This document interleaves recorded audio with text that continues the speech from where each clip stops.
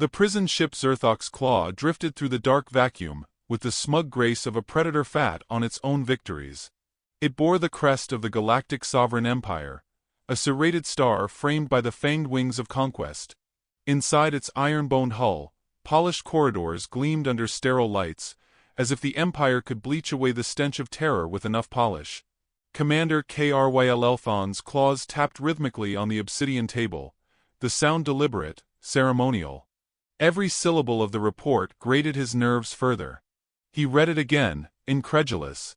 One unarmed humanoid female. No resistance. No technology. No markings. No threat. He glanced up at the detention officer, a rotund amphibioid whose slick skin twitched with nervous sweat. "You're telling me," Kryll growled, "that we deployed an entire recon team for a knitting woman in a wool sweater?" The officer croaked.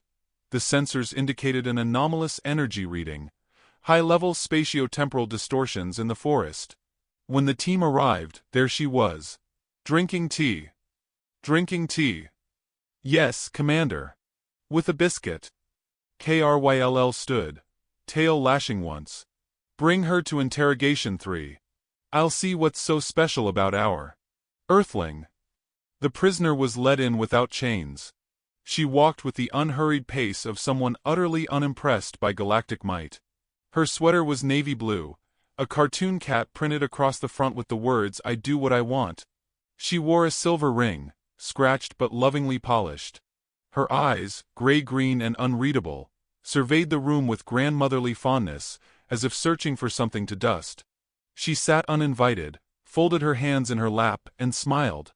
"Hello," she said cheerfully. "You must be the one in charge. Lovely scales. Very glossy." Kryll narrowed his eyes. "Identify yourself." "Oh, of course. I'm Maya." "Maya what?" She blinked. "Just Maya. I never liked the whole surname tradition.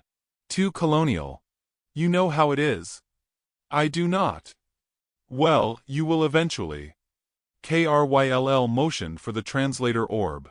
"From which nation of Earth are you from?" "I'm not from any of them anymore. Haven't been for years.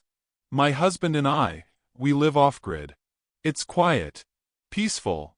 She leaned forward slightly. "Which, I should mention, is very important to him." Kryll's brow ridges twitched. "And who is your husband?" She paused. "He has a few names. You might have heard of him as Baba Yaga." There was a beat of silence. Kryll gave the interrogator's standard smile. "Toothless, insincere. That's a myth. A cultural bogeyman from your planet's folk records." She giggled. "Oh dearie, that part's true. He hates the title, though. Says it's too theatrical. But it does have a certain charm, doesn't it?" Kryll leaned back. "Let me be clear. You are aboard a Class 7 secure vessel of the Galactic Sovereign Empire. You are considered a foreign life form with unknown capabilities. If you withhold information, we are authorized to extract it by force." Her smile faded. Not into fear, but something colder. "I understand. Just remember, Commander, my husband is rather protective. If he finds out I've been mistreated, well," she shrugged gently, "you'll find out." Kryll narrowed his eyes again. "Is that a threat?" "Oh, heavens no. That was a warning. Very different energy." In the observation chamber behind mirrored glass, 3 other officers watched. High Subanalyst Quor, a feathered neurospecialist, diplomatic technician Vreet, a jittery cephalopod with high anxiety tolerance, and Seer Bloom 4A, a sentient plant whose telepathic tendrils brushed the walls like curious vines. "She's bluffing," Quor said, adjusting his head feathers. "The Yaga myth is likely Earth's exaggerated survival folklore." Vreet made a low squeal. "She doesn't act like a prisoner." "Did you see her offer the commander tea?" "Who offers tea during interrogation?" The plant, silent until now, shifted its petals. Her mind hums like a sun-swallowed black hole. Curiosity and calm, wrapped around a predator's coil. "I should taste it." Before anyone could stop it, Seer Bloom extended a thread through the wall seam and brushed Maya's shoulder. She turned and smiled. "Oh, hello, little sprout." Then Seer Bloom screamed. Not aloud. Plants have no vocal cords, but through the psychic network. Every mind in the room buckled under the force of the scream. Visions of clawed hands and forest fire, a cottage walking on chicken legs, a man with eyes like the end of all things. Seer Bloom curled in on itself and disintegrated into ash. Nothing remained but a faint smell of cinnamon and ozone. Kryll bolted upright. "What did you do?" Maya blinked. He looked into me. "That's not polite." Alarms began to flicker across the security hub. Irregularities in containment fields, sensor ghosts in empty corridors. The AI's voice chimed in, slower than usual. "Warning. System-wide interference. External influence, unknown. Initiating data scan." Kryll gestured to shut down communications. "Seal all decks. I want a full bioscan and planetary history analysis on this woman." In the AI core, hidden behind 13 firewalls, the search began. It combed through Earth records. Most were strange, conflicting, as if humans enjoyed contradicting themselves for sport. Finally, it pinged a black site entry. Level Omega Archive. Access denied. Classified. Baba_YAGA_wife / contingency, red _11-13. Subfile included Earth military note. In case of capture or harm to subject, deploy final deterrence protocol. Asset classification, world breaker. The AI froze. Fractal logic collapsed. In its place, a whisper filtered through satellite links, through silicon and steel. "He is coming." Vreet was the first to panic. "We have to release her. Immediately. Issue an apology." Quor shook his head. "It's a bluff. It has to be. She's one human. We've dissected humans." "She's not just a human." Vreet squeaked. "She's his." Kryll remained silent. Then he turned and walked briskly out of the room. Maya stayed seated, sipping tea from a thermos that hadn't existed 5 seconds ago. When Kryll returned, he was armed. 3 guards flanked him, weapons raised. "I'm afraid," Kryll said coolly. "We'll need to verify your identity more thoroughly." "Now that's rude," Maya murmured. "And here I was, about to bake cookies." The guard stepped forward. One aimed a pulse rifle. Maya didn't move. Then the lights went out. Not a flicker. Not a failure. They disappeared, consumed like candle flames in a vacuum. A humming began in the distance. Low, unearthly. It wasn't machinery. It was breathing. Somewhere on the bridge, a calm officer screamed. A message had appeared on every screen. No signal, no transmission origin. It was written in Earth English. In a serif font. Centered. "Return what is mine." In the silence that followed, Maya rose slowly. She set her empty cup down with gentle reverence. The noise of the ship's systems sputtered. Not breaking, but holding their breath. "Now look what you've done," she sighed. "You've gone and made him worried." Kryll didn't move. Couldn't. Not because he was afraid, though fear gripped him like a claw, but because his instincts, honed from a dozen war fronts, screamed that movement meant death. Vreet bolted from the observation room. Quor followed, feathers shedding. The AI screamed binary gibberish before its core fried itself in a spectacular flare of light. Only Maya remained calm. "He doesn't like it when I'm taken without asking," she said softly. "Doesn't like rude people. That's all."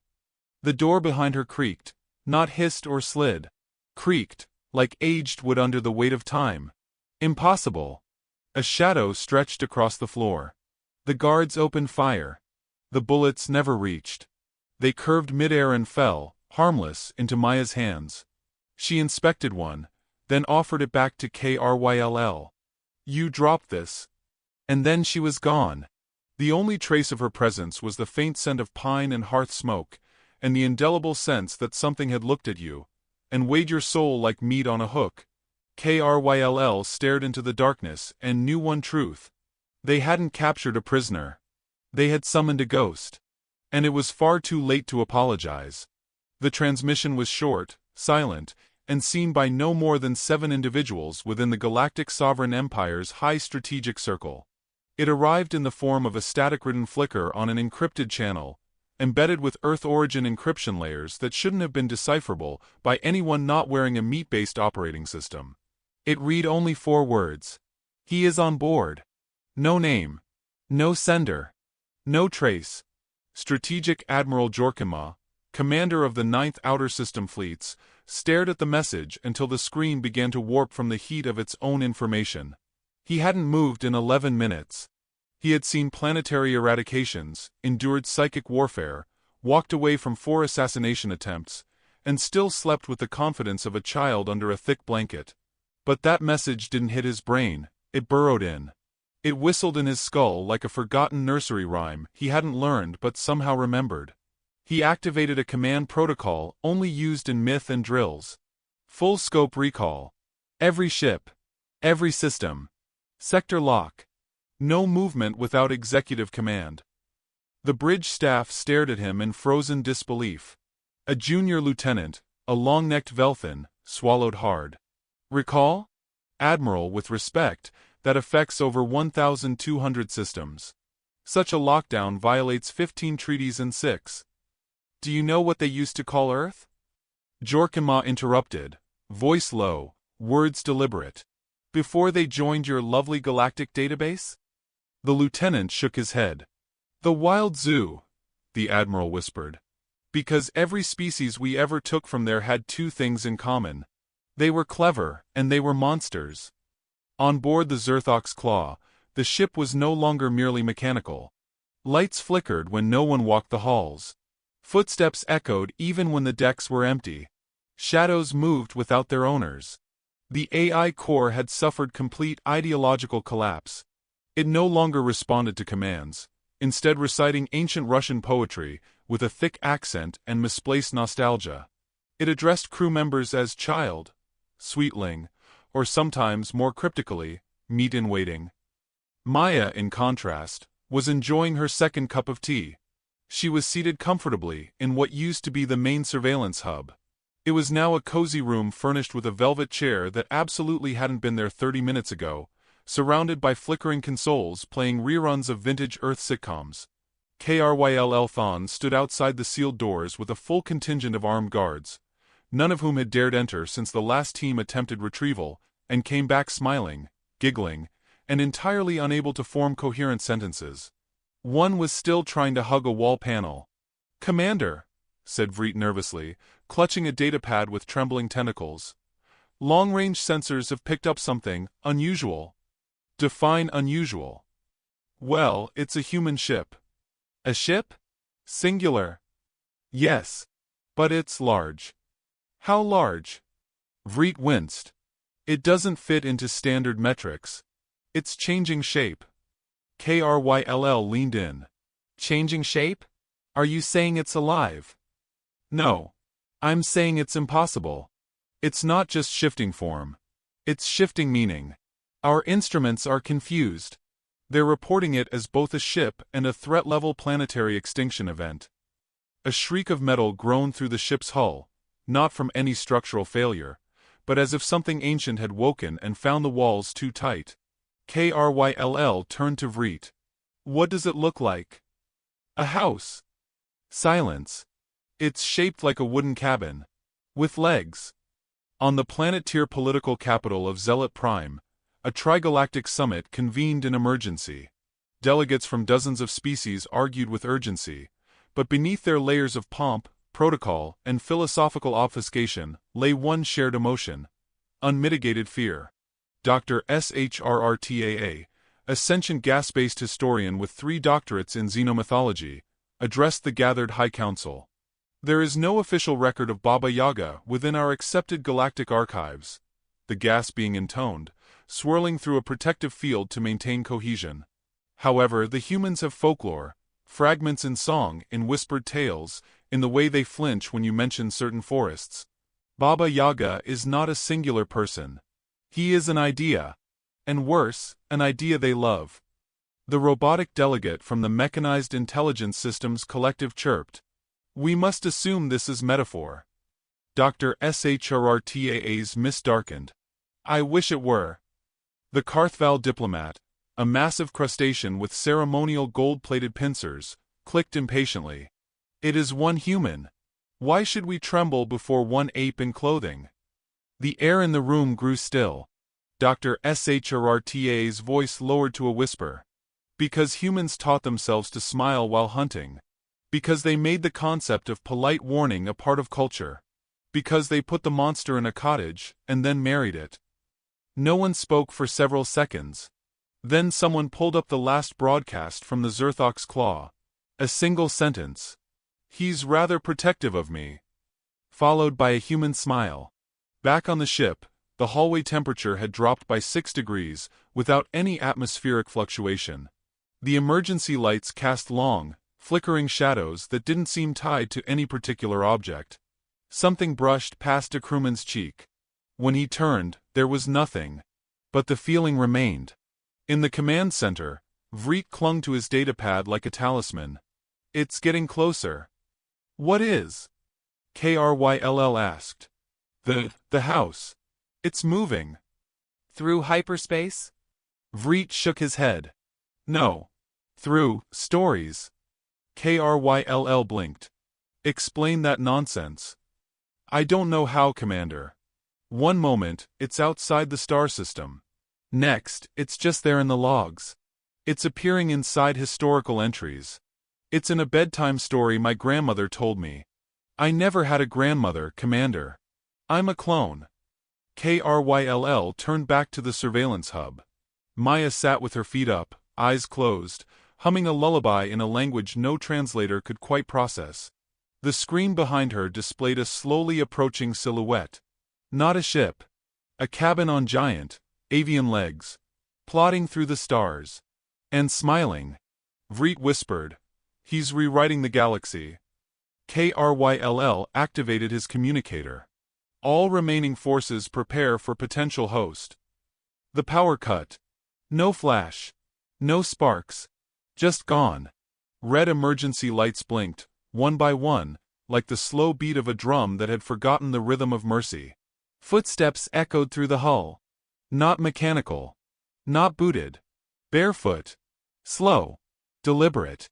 And wherever they passed, doors unlocked, lights dimmed and air chilled. A door creaked. That same ancient, unmechanical sound. Kryll raised his weapon. A shadow entered. Human-shaped. Tall. Cloaked. Eyes glowing faintly like a hearth long burned to coal. He said nothing at first. Just looked at them. And smiled. Hello, the man said softly. Have I interrupted? His voice was smooth. Not warm. Not cold. Just pleasant. The kind of voice you'd trust to carry your secrets to their grave, and believe they'd be buried there, even as the soil turned to ash. You, Kryll said. I'm her husband. He tilted his head slightly. You took her. It was not. I'm not interested in apologies, the man said. Apologies are what people offer when they think it'll undo something. What you need is repentance. Kryll fired. The pulse bolt vanished inches from the man's chest, dissolving into a flutter of snowflakes that melted before hitting the floor. Now that was rude. The guard screamed and fired. Nothing touched him. Weapons turned to rust in their hands. One tried to run. The hallway folded. He walked in place until he aged a year and collapsed sobbing. The man, Yaga, though he never named himself, walked past them like a casual tourist. The lights lit in his path. The ones behind him went out. He opened the door to Maya's chamber. She smiled. Took you long enough. There was traffic, he murmured. And metaphysical resistance. Someone tried to put a containment rune on a black hole. Creative but flawed. She poured him a cup of tea. Outside, the Empire's fleet gathered. Hundreds of ships. They formed a grid around the Zerthok's claw, weapons charged. Dozens of different alien species with only one shared instinct. Survive. The Admiral's voice came through a mega-channel transmission. To the entity aboard the vessel, this is a formal demand to release our personnel and submit to galactic law. Yaga looked up from his tea. Maya smiled. Should I answer, dear? No, he said. Let them speak. Words are cheap. A moment passed. And then the Zerthok's claw was no longer there. It hadn't exploded. It hadn't fled. It had been relocated. To the memory of those who once knew fear, but forgot how to spell it. Aboard the flagship, the Admiral blinked. His ship's systems began returning corrupted data. Maps were overwritten with forest trails. Weapon systems now translated every targeting command into nursery rhymes. His bridge officers began reporting sightings of chickens. Enormous ones. Glowing faintly. Sir, one of them whispered, I think the house is inside the ship. No, the Admiral said. The ship is inside the house.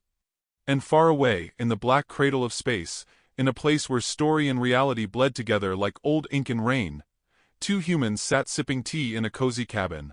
A cat purred on the windowsill. The fireplace crackled with warm menace. Maya looked at her husband. You didn't overdo it, did you? He considered. Just a little. Enough to remind them. Good. They clinked teacups. Outside, stars rearranged themselves to form a message. Do not touch Earth. And beneath it, especially not his wife. Aboard the wrecked shell of the Zerthok's claw, silence reigned. Not the absence of sound, but the heavy, aware kind, like a room holding its breath. The kind of silence that wasn't natural, but imposed. The kind that came only when something older and more dangerous than sound had stepped into the room. Whatever spark of order the Galactic Sovereign Empire had imposed on this vessel had burned out. Power grids had fractured, failing in quiet stutters. Life support flickered and returned without reason. AI subroutines now responded in lullabies or refused to respond at all. Some decks no longer connected to the rest of the ship, walked down the wrong corridor, and you might find yourself walking into someone else's nightmare, or worse, a memory that didn't belong to you. In the medical bay, an alien physician clutched its instruments and rocked silently. It had looked into the wrong surveillance feed, and now couldn't remember how many eyes it used to have. A wall panel was slowly growing bark. And at the heart of it all, she waited. Maya was in the cafeteria now. Not the sterile, stainless kind with dull trays and gray nutrition paste, but one transformed. There was warmth here, radiating from a small fireplace crackling merrily, where the frozen nutrient dispenser used to be. Tables were set with linen cloths that didn't exist in the ship's inventory. Tea steamed in a mismatched porcelain set. The scent of cinnamon and something herbal filled the space. Everything was impossibly wrong, impossibly homey. She sat cross-legged on a cushioned chair in the middle of it all, humming to herself while delicately arranging shortbread cookies in a spiral on a plate. The spiral wasn't random. Nothing here was. When the doors hissed open, mechanical but reluctant, Commander Kryll Thon entered with the defeated gait of a man marching toward his own funeral, not out of bravery, but because there were no other directions left to go. He wasn't flanked by guards anymore. They'd either disappeared, gone mad, or had their loyalty politely redirected. Kryll no longer asked questions. The part of his brain that processed logic had slowly, sensibly, shut down. It had looked at the evidence, assessed the math, and simply stepped out for a drink. Maya looked up and smiled. Commander. You came for tea after all. Good. It's ginger lemon. Soothing. Kryll opened his mouth, then closed it. He chose to nod instead. Maya poured a cup and slid it across the table. She didn't ask permission. She didn't need to. He took it with both hands, as if anything less might be an insult. Kryll began, voice thin. I don't understand what's happening. Maya tilted her head, amused. Of course you don't. That's half the fun. He took a sip. It was perfect. Just the right temperature, the right balance. How had she done that? No one had programmed flavor variables into the replicators. He'd seen the schematic logs. There were no leaves, no herbs, no ginger on board. Where is he? Kryll asked, quietly now. She arched a brow. Who? You know who. A gentle knock interrupted them. Not a fist on steel, or the mechanical ping of a control panel. Just a knock. Wooden. 3 soft taps on the steel wall behind her. It didn't make sense. There was no door there. Maya smiled. Well, that'll be him. The wall split. Not like metal tearing, more like it had never really been a wall, just a curtain finally deciding to part. What stepped through wasn't a monster. It wasn't a demigod. It wasn't a legend with horns and a cape and teeth made of knives. It was a man. Plain black coat, hair slightly tousled like wind had argued with it and won, face clean-shaven, eyes like storm clouds that remembered being stars. He carried an umbrella, not open but somehow still dripping, and his boots made no sound as he crossed the floor. Each step left a faint echo, not of sound but of meaning. He looked at Maya and smiled with a warmth that could thaw planets. Sorry I'm late. Maya stood and kissed his cheek. You always are. I was detained. Your trail was delightfully complicated. That's what you get for marrying a forest witch. He turned then, gaze landing on Kryll. Not harsh, not angry, just aware. There was a depth to his stare that made Kryll feel like he'd been measured and filed, like he wasn't being looked at, but understood. And not favorably. You must be the one who took her, the man said. Kryll, to his credit, did not flinch. I followed orders. I didn't know. You didn't ask, the man interrupted. And more importantly, you didn't knock. He looked around the transformed cafeteria, then up at the ceiling, which now appeared to be a starless sky. It shifted as he watched it, rearranging constellations into spirals and symbols that made Kryll's stomach twist. She didn't hurt you, the man said. That's kind of her. I'm not nearly so gentle. Maya placed a hand on his arm. Be polite. I am being polite. I haven't removed any of his limbs. Kryll's voice trembled despite himself. Who are you? The man tilted his head. I'm her husband. Kryll swallowed. That's not a name. It's the only one you'll need. Outside the ship, the stars began to shift. One by one, vessels in the Empire's blockade flickered on the sensors. Not explosions. No energy discharges. Just vanished. In their place were things that made no physical sense. A torpedo cruiser was now a field of wildflowers growing in vacuum. A dreadnought had been turned inside out, and reassembled into an Escher staircase that looped into itself. An entire armada, each ship a node in the Empire's domination matrix, was being unspooled like thread. Not destroyed. Just undone. In the command bridge of one such ship, an officer screamed that gravity had stopped working sideways. Back in the cafeteria, the man sat, legs crossed, sipping the tea Maya handed him. You know, he said casually. The last time someone took her from me, the planet they lived on tried to apologize by renaming itself. Didn't help. Kryll's voice was thin. What do you want? The man raised a brow. You don't get to ask questions. I need to understand. No. You need to listen. The teacup clicked gently on the saucer. It was somehow louder than it should have been. I don't particularly enjoy killing. It's messy. Boring after the first few dozen centuries. But I do understand discipline. You harmed what was mine. You abducted her, prodded her, attempted to extract her value like she was a commodity. I didn't know, Kryll whispered. Irrelevant. The shadows behind the man began to coalesce into shapes. Familiar ones. Human ones. Soldiers in old armor. A child with a wolf's grin. An old woman stirring a cauldron. A man in a black suit flipping a coin over and over, each side showing a different face. Legends. Ghosts. Every story Earth had ever whispered about the darkness behind the trees, the watcher in the woods, the price of crossing a line you didn't even know was there. We're not what you think we are, the man said. Humans. We're not soft. We're not fragile. We're not even young. We just got tired of fighting. His fingers tapped the table. So we smiled. We got jobs. Learned to cook. Had children. Told bedtime stories. Made ourselves seem smaller, so the galaxy would forget what we were.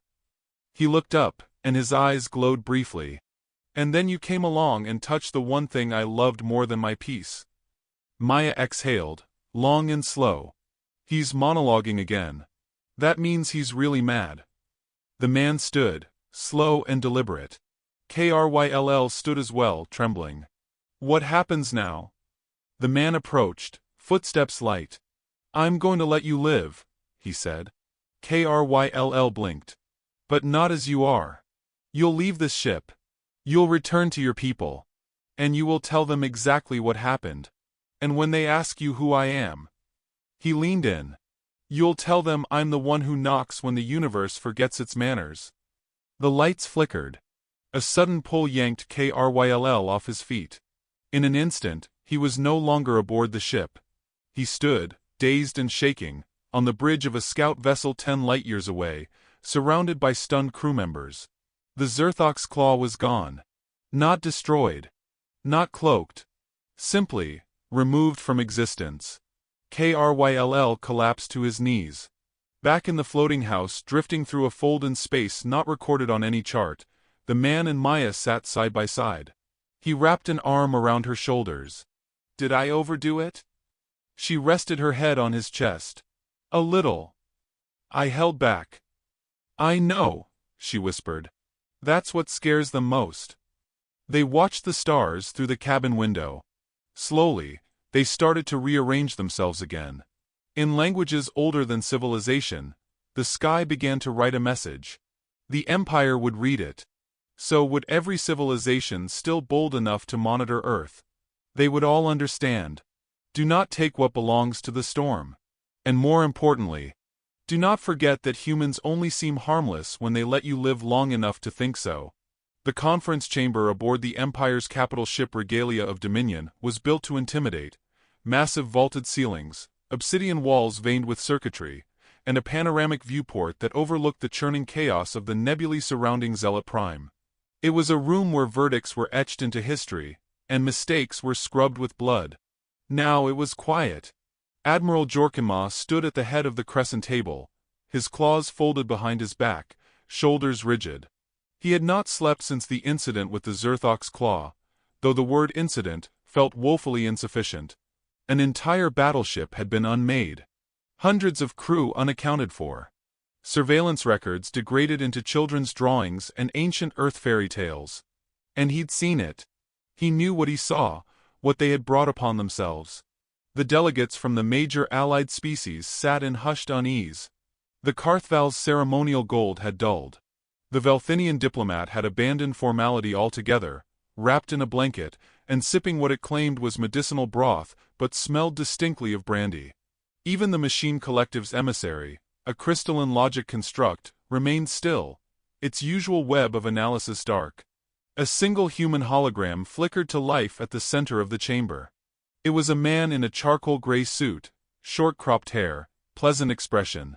Mid-40s in human years, average height, average build, the kind of face no one would remember in a crowd. Except he was smiling. "Greetings from Earth," he said, hands clasped behind his back. "I'm Agent Calloway, envoy of the Strategic Contingency Bureau, North American Division. Please consider this an official debriefing on what we like to call Protocol Passive Menace." He paced slowly around the projection field, as if the Galactic Council were simply a classroom in need of gentle correction. "I understand there's been some confusion.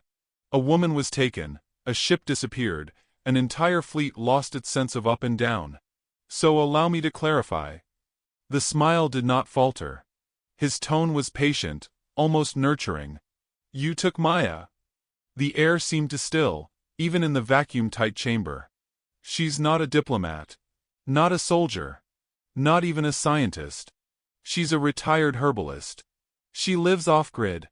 Enjoys baking, gardening and occasionally, summoning ancient spirits for weather rituals." He paused. "She is also married to the most dangerous human asset ever cultivated by Earth." A ripple went through the room, but no one dared speak. We didn't make him. That's the part that frightens us too. He made himself. He doesn't answer to governments or militaries or any form of power.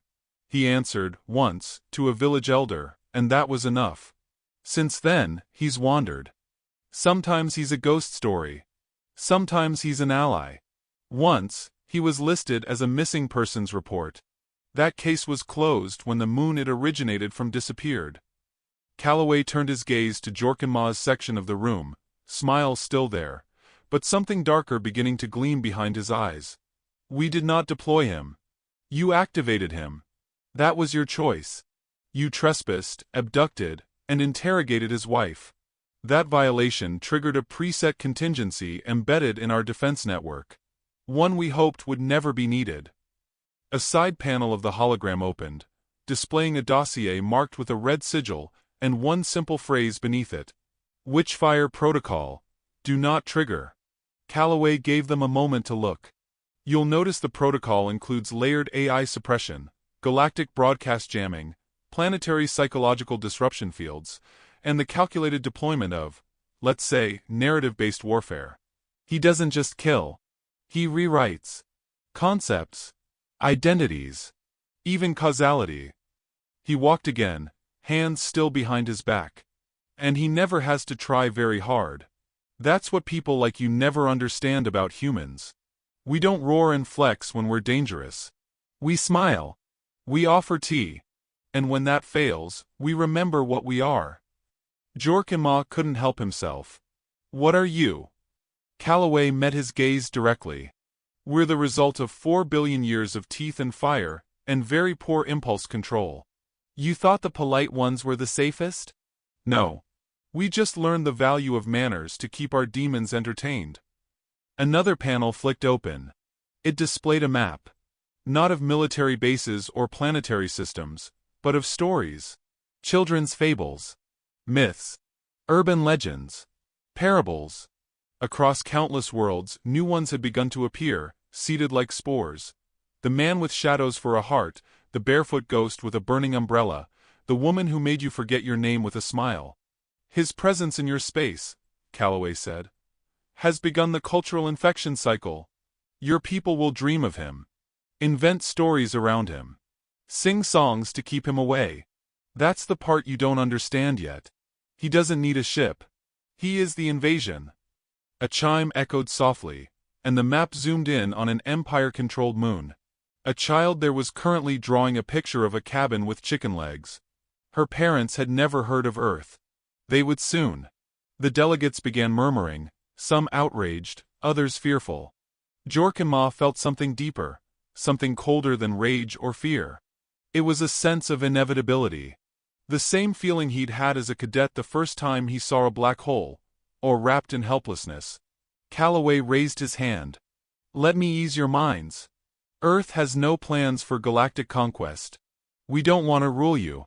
We've seen what happens when humans try to govern others. It's messy. We're allergic to peacekeeping. And paperwork. A flicker of mirth danced in his eyes. No, we just want to be left alone. Visit a few places. Try alien snacks. Exchange music. You know, culture. But here's the line, and it's not negotiable. He leaned forward. Don't take what's ours. Don't touch what doesn't belong to you. And above all, do not abduct anyone who bakes bread and talks to trees. That's just good survival instinct. With that, the transmission ended. No threat. No farewell. Just the quiet return to silence and the heavy realization that the message had not just been a warning. It had been a measurement. They had been weighed. And they had come up short. Later, alone in the High Admiral's chamber, Jorkenma poured himself a drink with hands that shook for the first time in his career. He reviewed the security logs again. They hadn't been corrupted. They had been rewritten. One file still remained. A single image. A man in a black coat, standing in a field of stars, holding the hand of a woman in a cat sweater. They looked happy. That was the worst part. They looked happy. Because if that was their version of happy, what would angry look like? Back on Earth, real, unassuming Earth, Maya knelt in the garden outside her little cottage. She was planting something that didn't yet exist in any Empire database, but would sprout in dreams across the galaxy. She hummed while she worked. Her husband stood nearby, chopping wood, shirt sleeves rolled up, eyes watching the horizon. The stars were calm. For now. Inside their modest home, an old radio played static for a moment before tuning into a strange broadcast. Not music. Not speech. Just a low, crackling whisper that reached places no radio should. A whisper that said, "The humans are coming. Not with fleets. Not with war. With cookies and laughter and dangerous kindness. The sort that smiles at you, fixes your collar, and politely asks where you'd like your consequences delivered." The war hadn't started. It had ended before it began. And Earth had already won. Not by fighting, but by reminding the galaxy of one deeply buried truth. Humanity was not a species to be understood. It was a story. And the scariest ones always start the same way. It was a quiet little planet. Nothing special. Just trees and tea, and people who smile when they're angry. And sometimes, if you listen closely, you'll still hear him knocking.